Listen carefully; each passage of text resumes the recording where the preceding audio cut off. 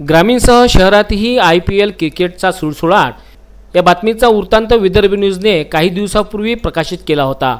त्या आधारे पुन्हा पोलीस सतर्क झाले असून पोलीस आयुक्त डॉक्टर आरती सिंह यांनी अवैध धंद्यावर धडक कारवाईचे आदेश दिले होते। सर्व पोलीस निरीक्षकांच्या बैठकी घेऊन आपल्या हद्दीत कारवाई करण्याचेही आदेश दिले होते। त्यात पुन्हा शहर गुन्हे शाखा पोलिसांनी साईनगर जवळील विश्रामनगर येथील रागेश्री अपार्टमेंटमध्ये IPL जुगारावर धाड टाकण्यात आली।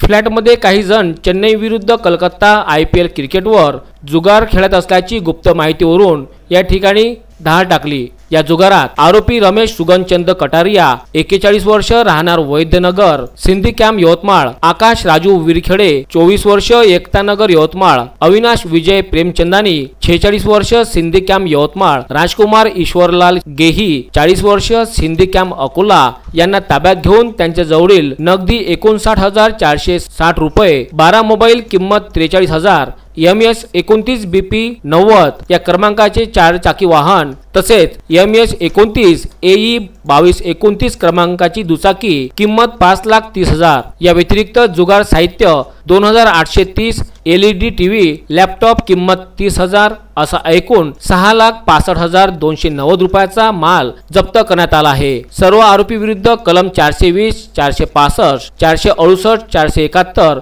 34 सह कलम 4, 5, 25C अंतर्गत गुन्हा दाखल करण्यात आला आहे। ही कारवाई पोलीस आयुक्त डॉक्टर आरती सिंह यांच्या मार्गदर्शनात शहर गुन्हे शाखेचे पोलीस निरीक्षक कैलास पुणकर यांच्यासह पोलीस कर्मचाऱ्यांनी ही कारवाई केली आहे। अजय शृंगारे, विदर्भ न्यूज, अमरावती।